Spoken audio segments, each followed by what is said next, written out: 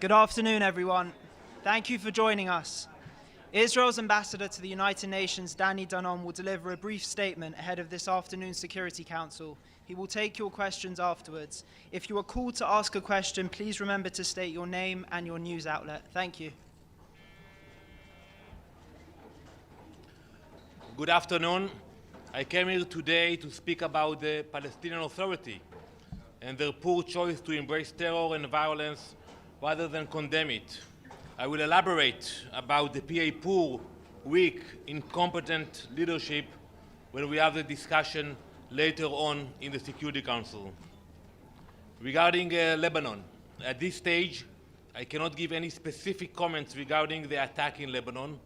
However, as the Prime Minister said in the General Assembly today, we will take all necessary actions to achieve our aim of returning our civilians to their homes in the north.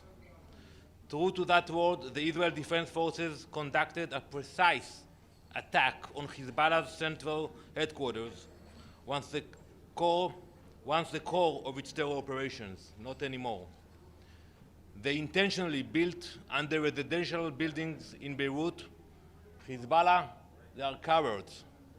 They use the Lebanese civilians as human shields to deter retaliation. Since October 8, Hezbollah has continuously attacked Israel with drones, rockets, and missiles. Despite nearly a year of Israeli warning to the world, nothing changed. Now, as any sovereign nation would, Israel is taking necessary steps to protect its people and ensure that Israeli families can live in peace and security, free from the shadow of terror. Israel will continue to act decisively. We will not sit and wait for death to knock at our doors. What happened on October 7 will never happen again. No, we will rise, we will strike, and we will hunt down those who plot against us. We have sent a clear message to every terrorist leader and every organization bent on our destruction. Israel will not wait for terror to come to our doorstep. We will come to them first, and we will eliminate them. Thank you. Ambassador, it's Pamela Falk from U.S. News and World Report. Can you tell us anything about the proposal for a 21-day ceasefire? The Prime Minister did not mention it. Is it still on the table? And is there anything about the Lebanon bombing that you can tell us? Who was in the building? Thank you. First, we appreciate the efforts of those who are trying diplomacy. As we said earlier, if we can achieve the goals of the war through diplomacy, we prefer that. And the goals are to allow the citizens of Israel, 70,000 refugees, to move back to their homes and to push Hezbollah from the southern Lebanon area according to Resolution 1701. If there will be a similar agreement or proposal, we will accept it. And your second question, Pamela? Fill us in on any details of what who might have been in the building. At this stage, I can say only that. It was a meeting of bad people coming together, plotting another attacks against Israel. So we made sure they will not be able to do it anymore. Ambassador, Margaret from Voice of America, you've been saying the last couple of days that you have evidence that Hezbollah was planning an October 7 style attack against Israel. Could you elaborate on that? Because you've given us no details. Thank you. Well, I cannot give you all the details, but I would say that, we know that the Radwan forces of Hezbollah were plotting and practicing to have similar attacks, entering northern communities in Israel, kidnapping Israelis, and it's very similar. And actually, I think they were caught by surprise also by the attack of Hamas, because they were talking about it, they were practicing it, and we have evidence for that. But Hamas, unfortunately, caught us by surprise, but we have that information of their ideas to commit similar crimes that will involve kidnapping Israelis from Israel into Lebanon. Ambassador, this is Gabriel Elizondo from Al Jazeera English over here, Ambassador. Thank you.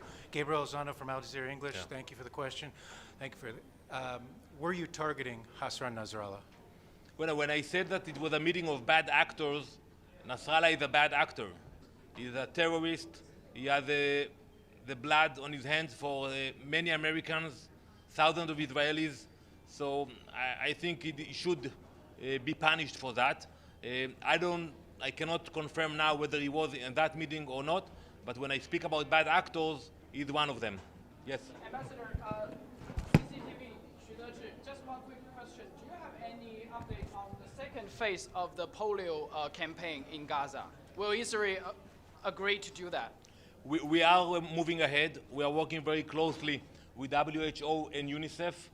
I think it's a good example of cooperation between UN agencies that want to deal with professional projects and not advocacy against Israel, like UNRWA Gaza, for example. We will continue to work and collaborate between COGAT and those NGOs in order to complete this project. What about UNRWA? UNRWA. I mentioned earlier, UNRWA, they are busier more in bashing Israel and inciting against Israel rather than supporting humanitarian efforts in Gaza. Is it accurate that Netanyahu ordered the bombing from the UN? It's good. Prime Minister Netanyahu in his remarks said there's no place in Iran that Israel cannot reach. The Biden administration has been saying for months that they don't want this to escalate into other parts of the region. The question is Israel comfortable hitting anywhere in Iran without getting help from the United States? No, so I think the Prime Minister said it differently. He said, if we will be attacked, we will strike back. That's the equation he put very directly.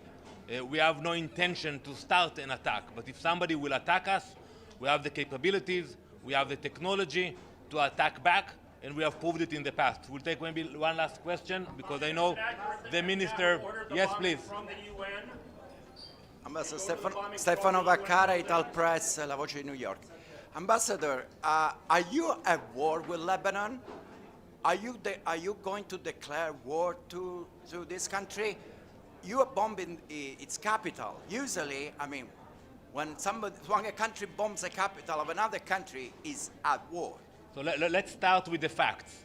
October 8th, while we were still counting the bodies and we were fighting Hamas terrorists in the south and collecting the leftover of entire families, Hezbollah, which is part of the Lebanese government, which is in control of southern Lebanon, started to launch rockets and missiles against Israel. Unprovoked attack. They are the one who started, and they are, yes, it was unprovoked attack on October 8th. We had no conflict with Lebanon. Hezbollah decided to show solidarity with Hamas, and Nasrallah said it himself, and since then, almost a year now, they are sending rockets, drones against Israel. So we retaliate. So I think that question should be asked. I don't know if you can ask anything in Lebanon today, but I call to the Lebanese people to speak up and to pressure Hezbollah and not allow Hezbollah to drag Lebanon to another war against Israel. Thank you very much. Ceasefire.